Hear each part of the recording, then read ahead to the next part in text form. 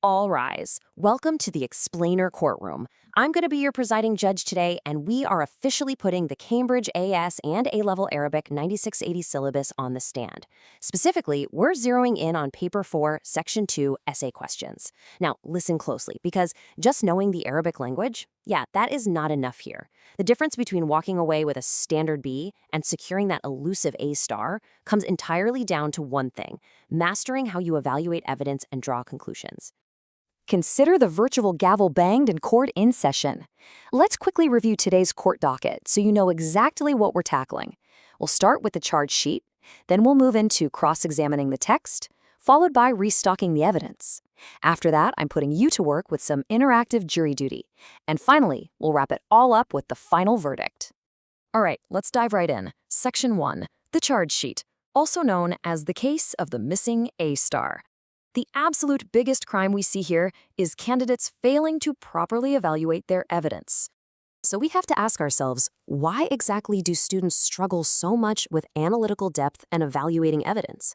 Well, to really show you where these cases fall apart, I'm going to introduce you to our two junior attorneys. They perfectly represent the most common trap students fall into. We've got counsel Alex and we've got counsel Sam. Let's take a look at their exam strategies. When counsel Alex writes an essay, they basically back up a dump truck and drop incredibly deep evidence files right onto the page.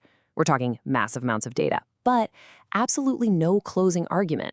They just never evaluate what that data actually means. Now, on the flip side, we have counsel Sam. Sam is a ridiculously persuasive writer, beautiful, flowing rhetoric. But Sam relies on completely generic answers with zero physical case study backing. It's all fluff. Let me tell you, neither of these approaches will win in court, and neither is going to get you that A star. So how do we actually fix this? We move to Section 2, the discovery phase, cross-examining the text, utilizing the method mark strategy. You see, in Cambridge exams, marks are heavily awarded for process. You don't just get points for the final answer. The exam board demands a strict, step-by-step sequence. Think of data interpretation like a mandatory legal procedure. Step 1, you identify the key elements from the texts. Step 2, apply the relevant theoretical principles. Step 3, execute your analysis with crystal clear working. And step 4, this is crucial, verify your results and present them properly. If you skip a step, especially that verification phase, boom, you automatically lose those method marks. This exact protocol is what the academic benchmarks require from you. It's all about logical, structured reasoning. You literally have to deconstruct the given information, solve it systematically, and most importantly, evaluate it with justified recommendations.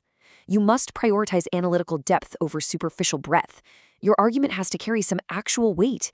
Don't just list 10 shallow facts like our friend counsel Sam.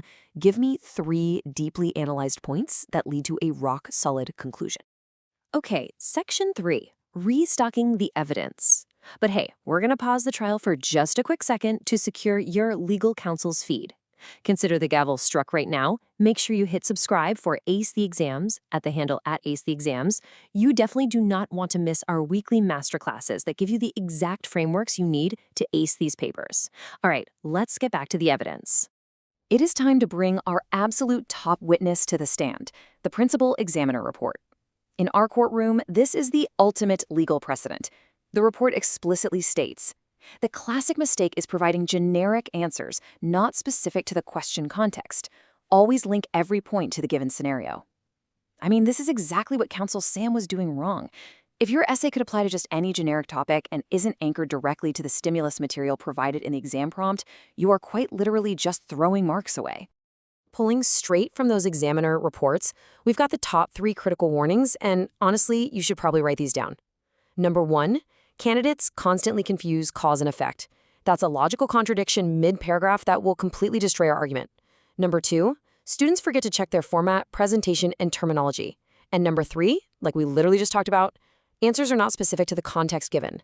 Listen, if you catch yourself committing any of these 3 offenses mid-exam, you need to object to your own writing and fix it immediately. So how do we actually build a true comparative analysis to avoid those traps? Well, you have to interrogate both sides of the argument. It's not enough to just say 2 things are alike. You must identify similarities and differences using comparative connectives. But wait, you can't stop there. You have to back up those comparisons with hard evidence and then draw a conclusion about their relative importance. That right there is the exact structural framework you need to logically link your evidence. All right, moving on to Section 4, Interactive Jury Duty. Yes, I am looking directly at you right now. We are running a live workshop challenge to see if you can spot the hearsay. I want you to examine this exhibit very carefully. This is a translated sample from an actual Arabic 9680 student paper. Here's what it says.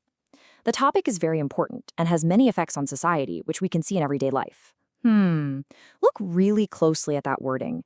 Here is your challenge. You are the jury today. Is that statement hard evidence, or is it just descriptive hearsay? Imagine a 60-second timer ticking down right now. Really evaluate that sentence for me. Does it contain actual data? Does it have a specific causal link? Does it actually answer a specific prompt about the syllabus? And time is up. The verdict? That sentence was pure, unadulterated hearsay. It was just generic fluff that completely lacked any causal relationships. The crucial takeaway here is that hard evidence requires precise definitions, very clear causal relationships, and integration with other syllabus areas. You absolutely need those cross-topic connections if you want to elevate your answer from a B to an A star. Order in the court. We have officially arrived at Section 5, the final verdict. This is where we take everything, all the evidence we've gathered today, and consolidate it into a full-mark, optimized strategy for your winning argument. As your presiding judge, I am laying out my ultimate ruling with these 3 rules of evidence linkage. These are your foundational pillars for building bulletproof arguments, pulled directly from the syllabus. Rule 1, context integration. You have got to link every single point back to the given scenario. Rule 2, which builds right on top of that, establish causal relationships. You must clearly separate your cause from your effect. And finally, Rule 3, cross-topic connections. Examiners will actively reward you when you integrate references to entirely different areas of the syllabus. So what happens when Counsel Alex and Counsel Sam finally combine their strengths? You get an optimized paragraph that sounds a little something like this. While Source A highlights the immediate socioeconomic impact of the 20th century literary revival, defined by a sharp rise in published periodicals, Source B presents a deeper, long-term cultural shift in poetic structure. Ultimately, the cultural shift is more significant because it permanently altered modern Arabic literary expression, as evidenced by the widespread adoption of free verse across the region. Wow. Do you see what they did there? They established definitions immediately, they supported the differences with hard evidence, and they closed the argument beautifully. That is exactly the perfect balance you want. So, the final question I have to leave you with today is this. Is your next essay going to be built on hearsay, or is it going to be built on bulletproof evidence? The choice is entirely yours.